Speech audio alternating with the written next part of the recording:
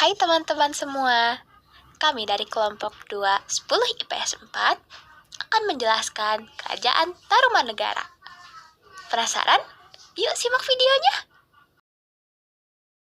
Tarumanegara merupakan sebuah kerajaan tertua di Jawa yang pernah berkuasa di wilayah barat abad ke-5 hingga abad ke-7 Masehi. Kerajaan Taruma adalah kerajaan Hindu yang beraliran Wisnu.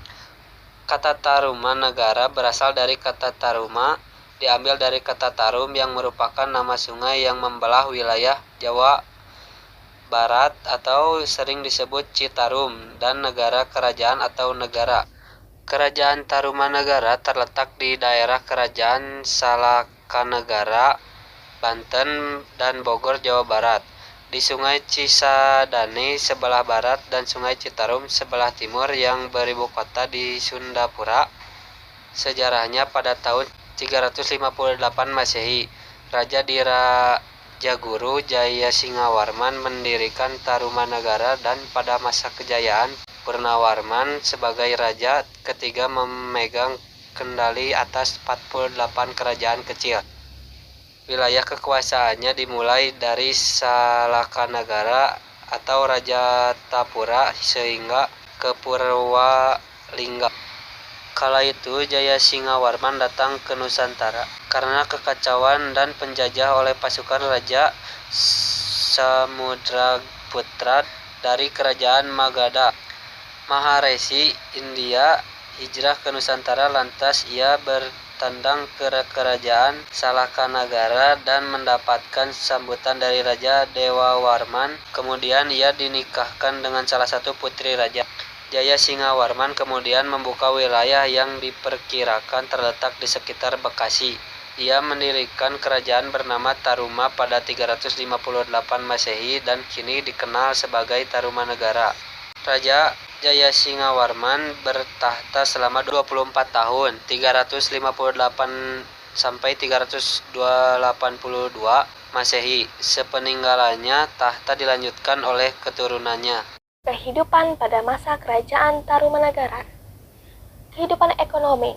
Masyarakat di Kerajaan Tarumanegara mempunyai mata pencaharian sebagai petani, peternak, pemburu binatang, dan pedagang. Kerajaan tersebut mempunyai komoditas perdagangan seperti perak, kulit penyu, dan culak badak. Kehidupan diplomatik. Kerajaan Tarumanegara mempunyai hubungan diplomatik dengan India dan Cina yang terbilang luas.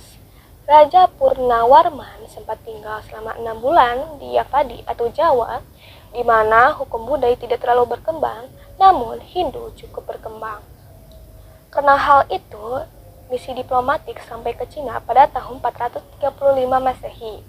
Kehidupan sosial. Kehidupan sosial di kerajaan tersebut terbilang cukup teratur karena sang pemimpin wilayah atau sang raja itu sangat memerhatikan kesejahteraan rakyatnya. Kehidupan politik. Pada masa pemerintahan Raja Purnawarman, hidupnya berjalan baik dan selalu memperhatikan kesejahteraan rakyatnya. Karena itu, pemindahan kekuasaan tahta kerajaan tercatat dalam prasasti Pasir Muara. Kehidupan agama. Pengaruh agama dan kebudayaan Hindu di kerajaan tersebut semakin kuat dengan dikenalnya sistem dewi, mitologi, dan upacara keagamaan. Karena hal itu, mayoritas penduduk kerajaan tersebut beragama Hindu. Tetapi ada beberapa sebagian penduduk yang beragama Buddha karena menganut kepercayaan animisme. Kehidupan budaya. Kebudayaan masyarakat Tarumanegara mulai berkembang. Salah satu contohnya itu di bidang sastra, di mana mereka itu udah mengenal syair menggunakan huruf Pallawa dan bahasa Sanskerta.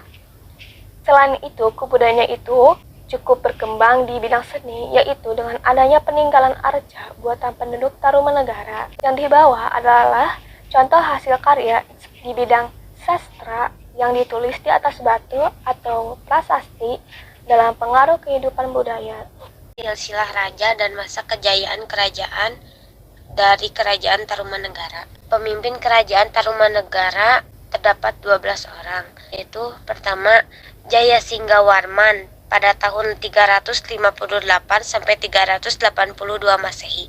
Kedua, Dharmayawarman pada tahun 382 sampai 395 Masehi. 3. Purnawarman pada tahun 395 sampai 434 Masehi. 4. Wisnuwarman pada tahun 434 Masehi sampai 455 Masehi. 5. Indrawarman pada tahun 455 sampai 515 Masehi. 6. Chandrawarman pada tahun 515 sampai 535 Masehi. 7. Suryawarman pada tahun 535 sampai 561 Masehi. 8. Kartawarman pada tahun 561 sampai 628 Masehi. 9. Sudahawarman pada tahun 628 sampai 639 Masehi. 10. Hariwangsawarman pada tahun 639 sampai 640 Masehi. 11. Nagajayawarman pada tahun 640 sampai 666 Masehi. Terakhir, nomor 12, Linggawarman pada tahun 666 sampai 669. Masa kejayaan Tarumanegara dialami ketika pemerintahan Raja Purnawarman Yanggo terjadi sekitar 395 sampai 434 Masehi. Pada tahun 397 Masehi, dibangunlah ibu kota kerajaan Tarumanegara yang terletak di dekat pantai di daerah Sundapura. Selain itu, sungai dengan nama Gomati juga digali untuk mencegah bencana alam. Kejadian ini diceritakan dalam Prasasti Tugu. Penggalian sungai Gomati sepanjang 6.112 tombak atau 12 km oleh Purnawarman. Pada tahun ke-22 masa pemerintahan, Raja Purnawarman saat itu memberikan sedekah sejumlah 1.000 ekor sapi pada seorang Brahmana sebagai wujud baktinya. 48 wilayah kerajaan mulai dari Jawa Barat hingga Cirebon bergerak di bawah pemerintahannya. Kerajaan Tarumanegara tak hanya menjalin kerjasama dengan daerah sekitar, mereka juga menjalin kerjasama dengan wilayah lintas samudera, yaitu Cina bekerja sama dalam berdagang. Sehingga pada masa pemerintahan Raja Purnawarman ini dapat disebut pada masa kejayaan Tarumanegara. Baik, yang keempat, runtuhnya Tarumanegara. Masa keruntuhan kerajaan Tarumanegara. Awal mula keruntuhan Tarumanegara berawal dari adanya benih-benih perpecahan di dalam wilayah. Selain itu, munculnya kerajaan pesaing juga merupakan salah satu faktor menurunnya kerajaan. Kemunduran kerajaan ini nampak terjadi ketika berkuasanya raja kerajaan ini pun akhirnya dibubarkan pada saat Linggawarma wafat pada tahun 669 Masehi. Tampuk kekuasaan kerajaan Tarumanegara kemudian diwariskan pada sang menantu Tarusbawa. Namun malang, Tarusbawa justru lebih ingin mengembangkan kerajaannya sendiri dan mengubah nama Tarumanegara yakni menjadi Kerajaan Sunda. Dan berikut merupakan 7 peninggalan kerajaan Tarumanegara. Yang ke-1 yaitu Prasasti Ciaruten yang ditemukan di Desa Ciaruten Hilir, Kecamatan Cibungbulan, Kabupaten Bogor. Yang kedua, Prasasti Pasir Koleangkak yang ditemukan di Desa Paraka Muncang, Kecamatan Nanggung, Jawa Barat.